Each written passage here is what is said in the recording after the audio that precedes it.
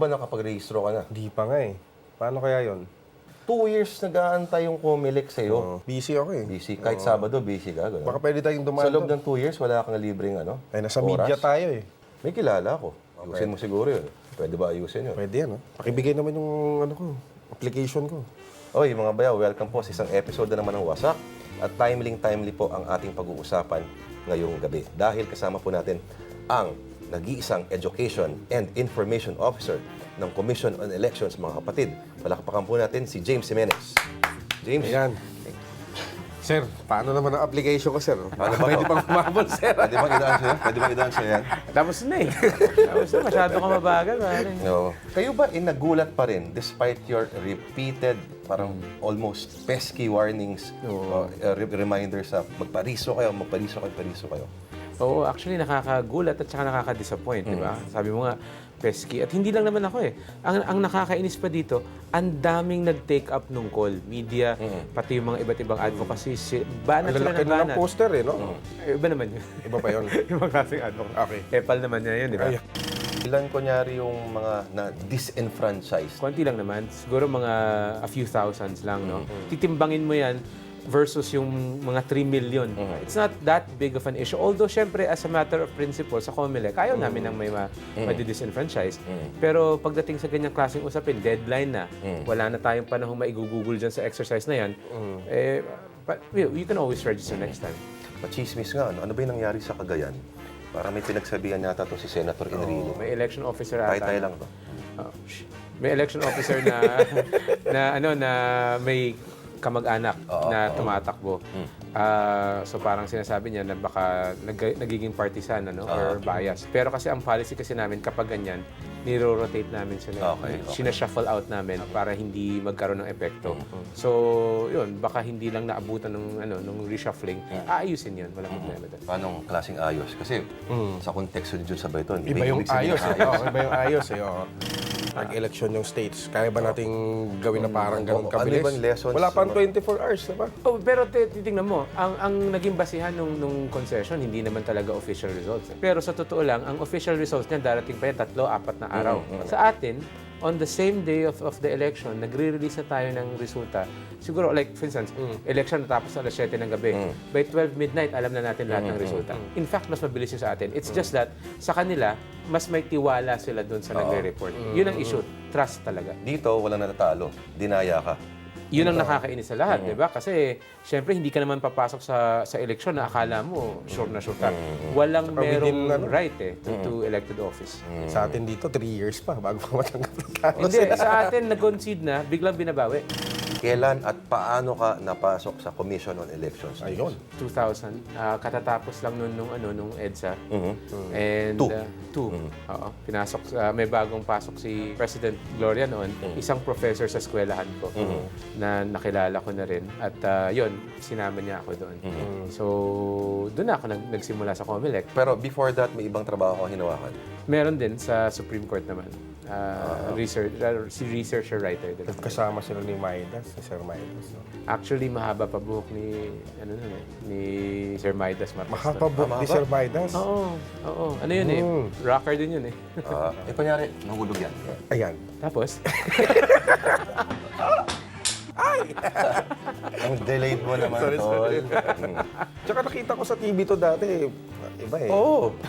Long hair yun. Long hair, tsaka Long hair buhok niya. ngayon, malinis na ngayon eh. Sobra. Kung magsalita ka, akala mo, parang agam mo laki yung mukha mo. Speaking Hindi, of pero agam, parang rock and roll lang eh. Rock and roll lang nung nakita ko siya. rock and roll ka talaga, no? Pero yung mga pinasukan mo mga trabaho, puro gobyerno, mukhang doon yata, doon ay papunta ang career mo talaga. Oo, kasi ano pa lang nung nasa eskwelahan pa lang ako, yun na yung talagang hilig ko. Yung konsepto ng governance, ganyan, na makatulong ka. Pero hindi ako nahihilig sa politika. So doon ako sa gitna, doon sa COMELEC talaga. Punk din pala dati to. Mahilig sa punk music. Dati nagpupunta ako ng Mayrix, I'm sure alam niyo. Oo, tapat ng ano. Ganong vibe. Anong ang sa pinapainggan mo dati? The Clash, mga ganun. The Clash, Sex Pistols. Matindi. Sex Pistols pa talaga. Oo, di ba? Tanda ko na, di ba? Hindi mo pwedeng patugtugin sa COMELEC yung mga yan. Kuminsan, bakit hindi? May office naman ako, di ba? Normally, ang isang kagawaran na may kinalaman sa mga eleksyon sa ibang bansa this would be considered parang boring and bureaucratic.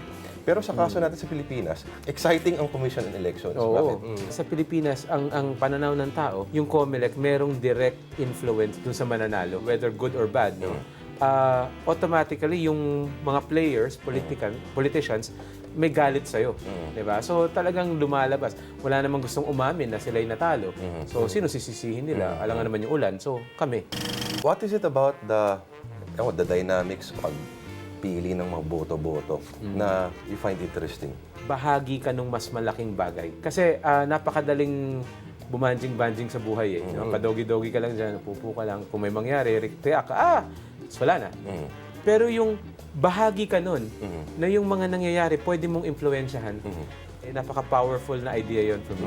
Can you recall the first time na humarap ka ng camera as spokesperson? At ano yung pinag-usapan mo nun at ano yung nararamdaman mo nun? First time akong humarap sa camera as spokesperson, ang issue noon ay People's Initiative. Kung ang COMELEC ba ay magve-verify ng mga signature sheets na nakalap ng mga initiatives. Para sa term extension ba to? Ito yung charter change na charter sinasabing change, magiging term extension. Ano yung nararamdaman ko? Wala, init lang ng ulo, di ba? Kasi bad trip ako, bakit nyo kakasuhan yung mga tao namin? Natago mo yung footage na yun? Hindi. Pero yon, hindi din naman tayo completely innocent doon sa sa impluwensya ng camera. Kaya smile lang ako ng ganyan. Smile lang.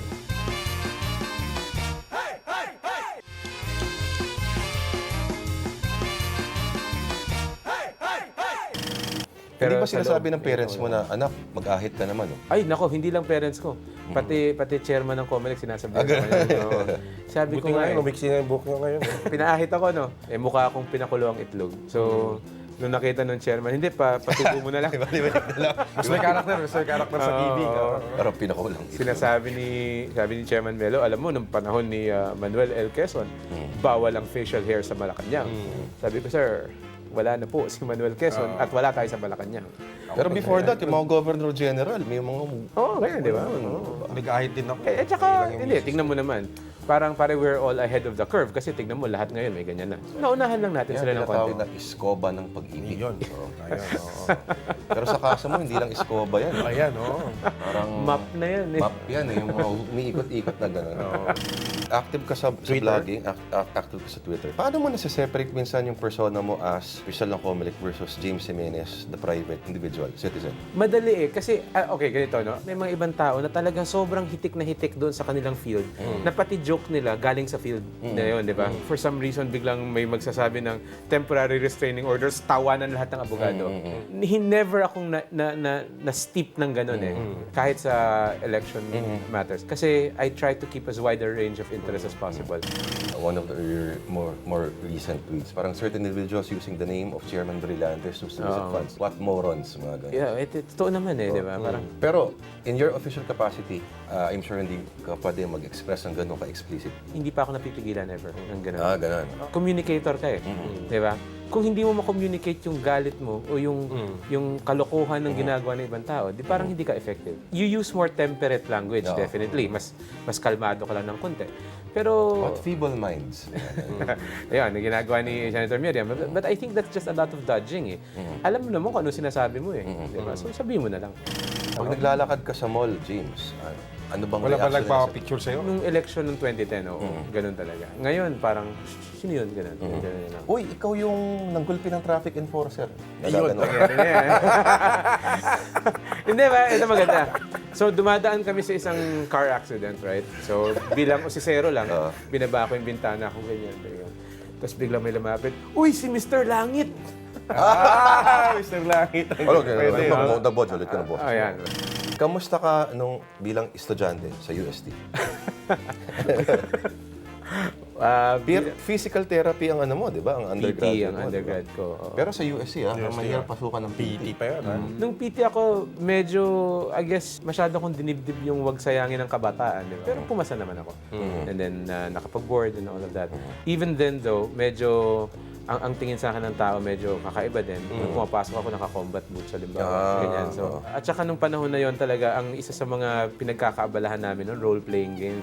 RPG. Yung lumang RPG, hindi yung console game. Talagang pen, paper, dice. Oo. So, kakalog-kalog yung bulsa mo kasi ang dami mong dice. Yung ganyan. ballpen ba yan na ginaganon? Hindi naman yun. Nagawa namin yan ng elementary. Pang squatting naman yung mga medyo sophisticado naman.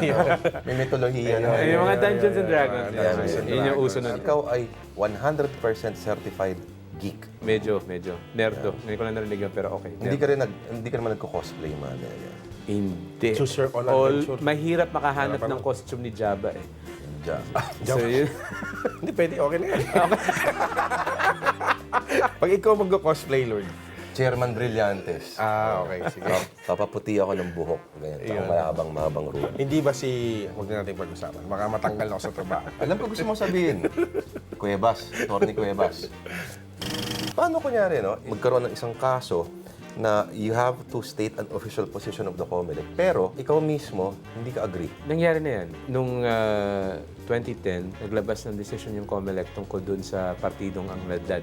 Medyo maanghang yung decision. Unfortunately, by that time, alam na ng mga tao na pabor ako sa pag-a-accredit ng Ladlad. Sinabi ko na kagad na ito yung decision namin, and personally, I hope na ma-reverse siya. Of course, I got a lot of heat inside from the COMELEC kasi hindi yan ang official position, ganyan. Sige lang, wala akong magagawa eh. Magkano ba kasi pa-accredit sa party list sa COMELEC?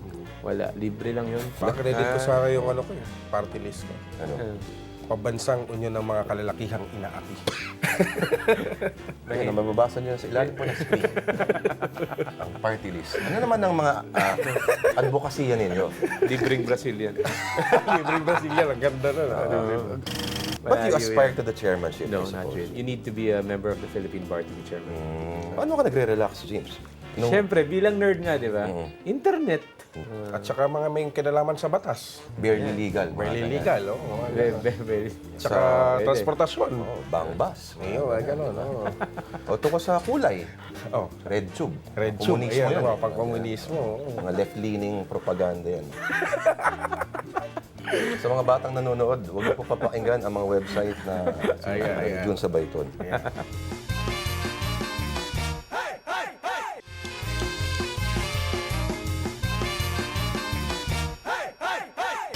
What's a typical day for you like? First thing in the morning, syempre, you're woken up by calls from radio. Usap ka agad kayo. Sa bahay ka pa nun? Bahay pa lang yan. Anyone can directly call you up Yes. sa cellphone, no? And sometimes kasi yung tumatawag galing sa probinsya din. So hindi mo naman pwedeng hindian. So tuloy-tuloy lang yan hanggang pagdating sa office around siguro mga 8. Kung talagang sinisipag 8 o'clock na. Kami, may press corps kami doon eh.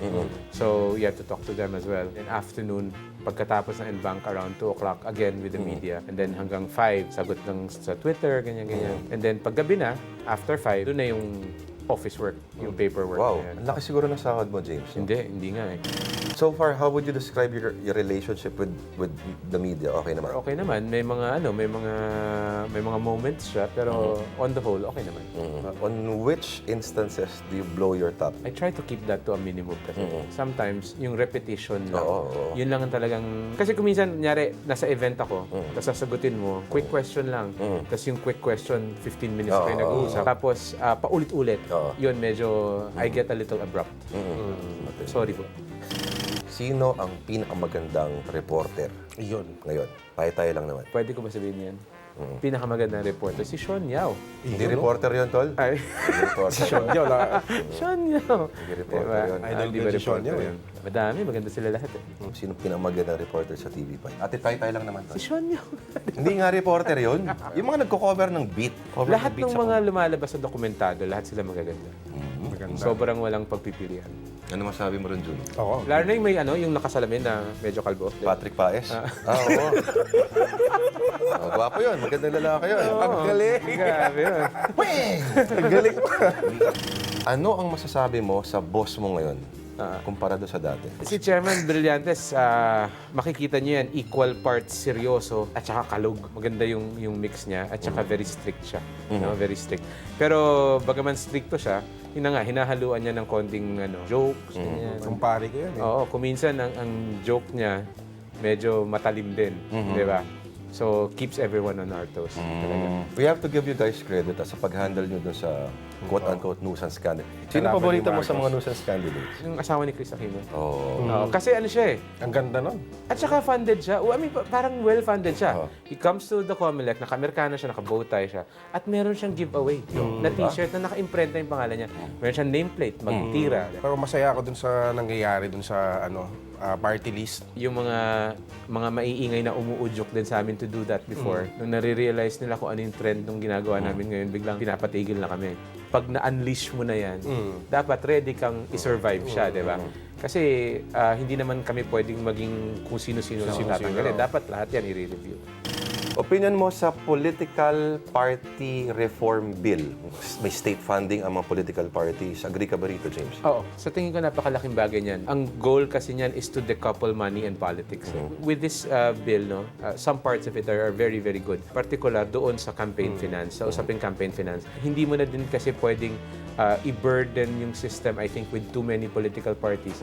Dahil nagiging money-making na rin yan eh. Maraming medyo hindi komportable sa ganung notion. At in fact, si Senator Joker Arroyo nga, sabi niya nga, it's doomed to fail. Politically immature daw ang karamihan sa mga kandidato, mga ganun-ganun. If you're saying that it's doomed to fail because candidates are politically immature, then that leaves the door open. What if you have politically mature candidates? Then it will not fail, right? Yung pananaw din ng taong bayan sa politika, dapat rin magbago eh, di ba? Ang politika, isang tool yan para sa serbisyo sa taong bayan. Ang pananaw natin ngayon, yung mga politiko, mga benefactor natin. Di ba? Kaya nagtataka tayo, ba't hindi sila bibigyan ng pera? Di ba dapat sila magbigay sa atin? Di ba? So, pag nabago din yung mindset na yun, then perhaps it will be more acceptable. Ang problema, sinong hihintayin mong mauna? Aayusin mo ba yung sistema mo o hihintayin mo magbago yung tao? Pwede mo namang ayusin yung sistema para magbago ang tao instead of the other way around. Because if it's the other way around, unahin mo magbago ang mindset, pahirap ng pahirap the longer you wait. Parang gusto kong maging siya. Ang galing. Pero grabe naman kayo. Sobrang busy. Dinisqualify niyo yung ang galing. Hindi ba kayo naniniwala si Mikey Arroyo ay makatawan sa mga security guards at tricycle drivers? Di ba? Obvious naman na Support niya tumutulong siya sa mga secure. Oh, sa mga Jaguar. Ang problema kasi sa kanila, hindi sila sumipot eh. Ininjan kami eh. Eh bakit yung black and white movement? Na-disqualify ang black and white movement. Naglabas kami ng desisyon, pero division pa lang yun. So, i-review pa lang. Hindi ba marginalized si Lea Navarro? Kukunti lang ang magagaling na artista na aktivista, ganun ba yun? Singer naman. Singer. So marginalized siya in that sense. Pinag-uusapan dito, yung marginalized, dapat marginalized dun sa kapus. Mahihirap. If you're only representing certain interests, then baka hindi. Pero yari kayo, 2 million plus na Bicolano, galit sa inyo. Oo nga. At saka hindi lang Bicolano, baka mga mga waray. Ang problema dito, nag-desisyon na yung Comelec, they have other recourses available. Kaedad ka lang namin halos, mga 22 tayo. Mga ganyan. Mga ganun, no? Tayo 22 siguro kasama, sa mga nasa... pero kasama mo sa Comelec, Dapat parang pala kinukuya ko kayo. 22 na kayo. O sige. Ayun. Hindi ko na malaya. Nayari ako. Ninja yun. pero parang yung mga kasama Ninja yun. Parang kasama mo sa mga Comelec, mga medyo parang mga lolo mo na. Lolo na yun eh. Paano yung interaction ninyo? For the most part, yung mga commissioners naman natin, very accepting naman sila sa mga ganyang bagay. Kuminsan lang, hindi lang kami nagkakatugma sa pananalita, di ba? Kuminsan may mga reference ako. Sasabihin ko biglang, I can has cheeseburger, hindi nila nagiget. So, parang ganyan tingin nila sa akin. Ano daw? What's wrong with your grammar? Bagong Commissioner Grace Padaka, dating governor ng Isabela. Kamustang dynamics niyo? Hindi mo nasasabihan minsan na, ma'am, hindi ba kayo tatakbo? Nasa States ngayon si Padaka, di ba? Oo, Serve nag-observe. ng ano. Natatakot ako sa kanyang sabihan ng ganun kasi nakita mo na ba yung crutches niya? Masakit yun, tol. Hindi yung mukhang baril eh. Oo. Kasi may itim na something. Baka meron yun, no? Oh, baka biglang ganun pala. Parang no? Antonio Banderas lang. Actually, parang Quentin Tarantino movie lang, di ba? So, Napakawalang hiya ninyo, alam naman. Gusto ko lang sabihin. wala na akong trabaho paglabas ko dito. Yari ako. Memo to. Memo. Memo. Insensitivity to the plight of... PWDs. Yeah. Ngayon pa lang, magpa-public apology na po ako. Ako din, ma'am. Sorry po. I am sorry. Okay na yun. Hindi, nakangiti ko ng konti. I am Yung parang natatay-tay ka pa. I am sorry. Tingin mo ba nag-mature na electorate natin kahit pa paano? There was a time, sinasabi ng mga tao, wow, walang nanalong artista, nag-mature na tayo lahat. Tawa lang ako kasi ang hindi nila napansin, ibang uri lang ng celebrity ang binoto. Hindi na showbiz celebrity, pero yung mga public intellectual celebrity, no? Yung mga nagsasalita sa mga news, yung mga umuopinyon, yun yung naging umangat bigla. Kaya hindi ako magugulat, tatakbo to eh. So, so ibang klaseng celebrity lang. Makikita mo yung sukatan ng maturity doon sa reaction nila sa pagkatalo. In that respect, hindi pa tayo nagbabago. And the funny thing is, with automation, lumilitaw yan. Kasi sa automation, nabasag yung konsepto ng bailiwick eh. Nabasag yung konsepto ng stronghold. Kasi kahit sinasabi na stronghold namin to, biglang nakita mo natatalo. And then nung kinumplain nila, na-validate yung resulta. So yung reaction ng tao sa pagkatalo, hindi pa rin nagbabago. Hanggat hindi tayo makakita ng isang politiko na araw-araw tinatrabaho yung public confidence sa kanya, hindi ko masasabing nag-mature tayo. Yung kabakailan, meron ding lumabas, di ba? Overpricing daw yung sa Picos machine na... Marami naman yan eh. Palagi namang meron. Lagi overpriced yan. Oo, Secular palagi security, mga ganyan. Si Cesar, ano nga nasa ngayon? Cesar Flores. Oo. Gwapo si Cesar Flores, no? Gusto mong lapitan ka niya at may kagat-kagat siyang rosas dito. Tapos magtatango kayo. Parang lalayo muna ako, di ba? Sige. Walang bigote. Go for it. Walang bigote yan. Dahil para mataas ang katungkulan niya sa Smartmatic, no? He goes to different countries. Wala kayong plano pagdating ng panahon Pagdating na na tumakbo. wala eh. Kahit 3K lang. Ganon. Or 10K. Yung half lang. Sinubukan na kong patakbuhin dati nung fraternity ko. Sumuko din sila. Anong tawag natin? Sa UST lang. Sa USD, okay. Maraming palo doon. Walang pa. Walang paano. Wala. Parang nga kaming Glee Club eh. Kanta-kanta lang eh. Sorry again, Brad. Kunyari bukas, mamamatay ka na, anong huling meal mo gusto mo? Crispy pata. Hindi. Huling meal yung lahat ng sinasabi ng lahat ng tao na hindi ko dapat kinakain. Yan. Lalantakan ko yung mare. Pagpasensya nyo na po, nag-iba yung ano natin. Oo nga eh. Nasira kasi yung parang loveliness namin na ano. Sinabotahe mo yun dyan, umamin ka. So may lagay yung picture mo dyan eh. Yun nga eh. Pansin ko lang ha. Yun nga. Okay mga kapatid, maraming salamat, James Jimenez. Okay. Thank you, sir. Sige boss. Picture tayo. Kasama. Picture tayo. Ingat.